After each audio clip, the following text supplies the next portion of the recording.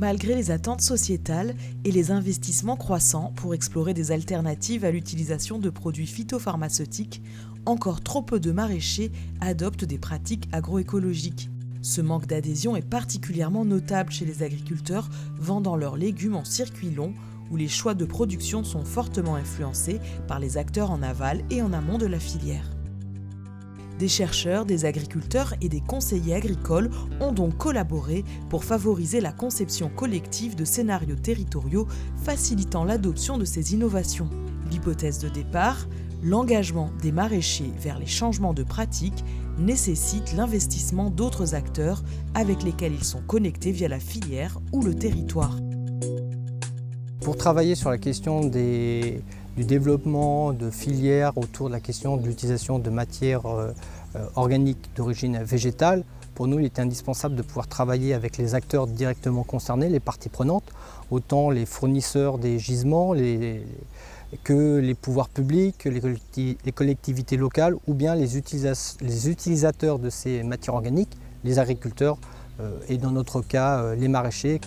Tout d'abord, il s'agit d'identifier les acteurs concernés par la conception de scénarios territoriaux favorisant la mise en œuvre de pratiques agroécologiques et intéressés pour penser collectivement à de nouveaux modes d'organisation. Labels, intrants, agroéquipements, normes, formes de conseil.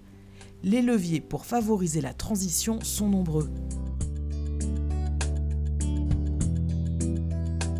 Le projet Interlude, conduit de 2020 à 2024, a permis de créer des scénarios territoriaux comme ici, autour d'Avignon en Provence.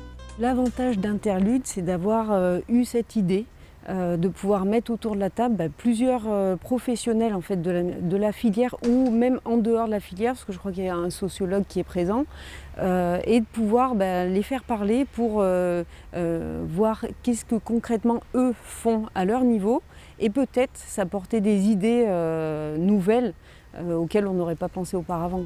Historiquement, la vente de légumes primeurs via la ligne Paris-Lyon-Marseille a favorisé la spécialisation du territoire autour des légumes ratatouille. Les exploitations se sont intensifiées, augmentant alors l'usage des pesticides. Dans ce contexte, le projet Interlude explore des leviers alternatifs envisageables. 2 voies d'innovation pour gérer la santé des sols sont alors explorées. D'une part, la diversification des cultures pour réduire les problèmes telluriques causés par des rotations trop spécialisées, avec un postulat de départ que la diversification des cultures est possible s'il y a une renégociation des relations entre producteurs et metteurs en marché. D'autre part, les apports de matières organiques pour favoriser les antagonistes des bioagresseurs telluriques. Là, le postulat est qu'il faut améliorer la filière d'approvisionnement en matière organique. L'utilisation du broyat est très intéressante en fin de culture, déjà parce qu'elle nourrit d'une certaine façon notre sol, avec un apport de matière ligneuse qui n'est pas tant, qu'on n'a pas forcément sur nos cultures, puisque moi je fais du maraîchage, donc c'est plutôt azoté, on va dire, comme culture. Et là, il y a le côté carbone qui rentre en compte, qui est intéressant avec le broyat, donc ça m'appelle cet apport de carbone que je n'ai pas avec les résidus de cultures maraîchères qui sont peu ligneuses, quoi.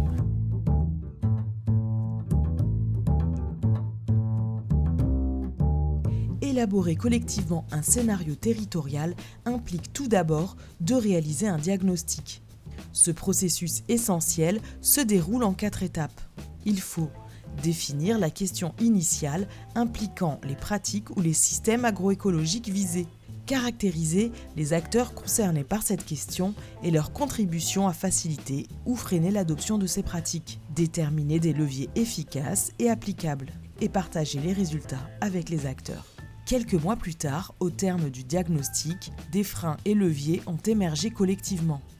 Dans le cas des apports de matières organiques, les problématiques de transport et de stockage de ces matières, ou encore les problèmes techniques et réglementaires jouent un rôle important. En effet, l'utilisation de broyats de déchets verts, bruts ou compostés, est complexe en raison de nombreuses réglementations. Il y a une présence possible de polluants plastiques, de résidus de pesticides ou de bioagresseurs, avec des produits non standardisés.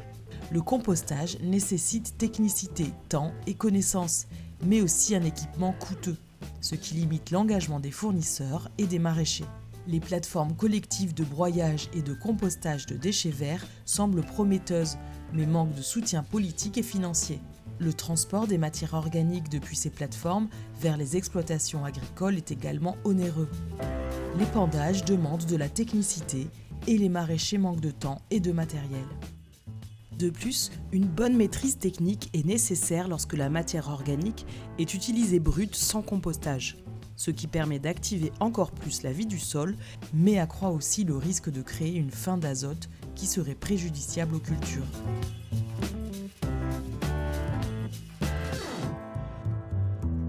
L'approche d'Interlude repose sur l'implication des acteurs du terrain dans la conception des solutions. La gestion des déchets verts de cette collectivité locale a servi d'exemple en atelier pour réfléchir collectivement à comment massifier l'usage de matières organiques et améliorer ainsi la santé des sols. Les pilotes du projet Interlude en région PACA avaient envisagé initialement 3 utilisations des déchets verts, compostés puis enfouis dans le sol, bruts puis enfouis ou bruts et épandus en paillage du sol. Chaque voie présente des avantages et des inconvénients. Un atelier a rassemblé les acteurs concernés. Sur les 3 options, les acteurs présents ont finalement retenu seulement la matière organique brute épandue en paillage, efficace pour maintenir l'humidité du sol et lutter contre les adventices. Ils ont alors réfléchi ensemble à l'organisation à mettre en place sur le territoire pour permettre à un nombre important de maraîchers d'utiliser ce levier agroécologique. C'est certain, les freins techniques, réglementaires et logistiques sont nombreux, mais la collaboration avec des acteurs locaux a permis d'imaginer des solutions innovantes pour l'utilisation des matières organiques en maraîchage. Les chercheurs et les acteurs ont synthétisé les avantages et inconvénients de chaque type de matière organique sur la vie du sol. Ils ont donné à voir des initiatives extérieures pour inspirer les participants lors de l'atelier. 19 acteurs, agronomes, conseillers, maraîchers et acteurs du compostage, accompagnés par des chercheurs agronomes ou spécialistes des bioagresseurs du sol, ont créé, évalué et consolidé le scénario suivant.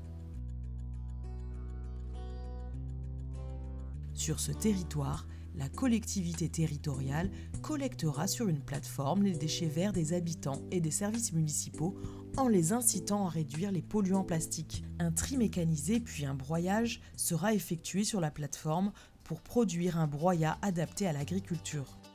La plateforme livrera ensuite gratuitement les broyats soit directement aux maraîchers, soit sur des zones de stockage intermédiaires. Un site internet facilitera la gestion des commandes par les maraîchers, volume, date d'apport et type de broyat.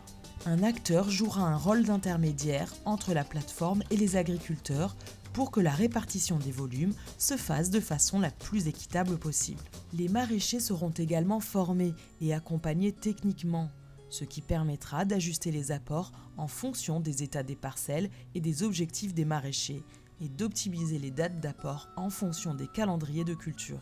C'est très important en particulier pour les maraîchers novices avec l'usage du broyat de déchets verts qui, mal utilisé, peut présenter des risques agronomiques.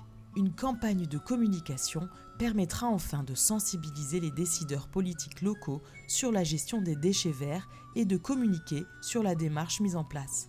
L'enjeu est que ces matières organiques soient prioritairement orientées vers l'amélioration du sol, alors qu'elles peuvent aussi être utilisées pour produire de l'énergie.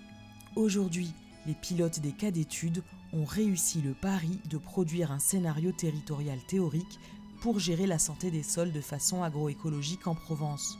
Mais la balle est maintenant du côté des acteurs de terrain qui doivent se l'approprier et l'adapter. C'est à ce prix qu'il sera possible d'atteindre un objectif partagé: favoriser la réduction de l'usage des pesticides. Vous souhaitez en savoir plus sur le cas d'études Provence?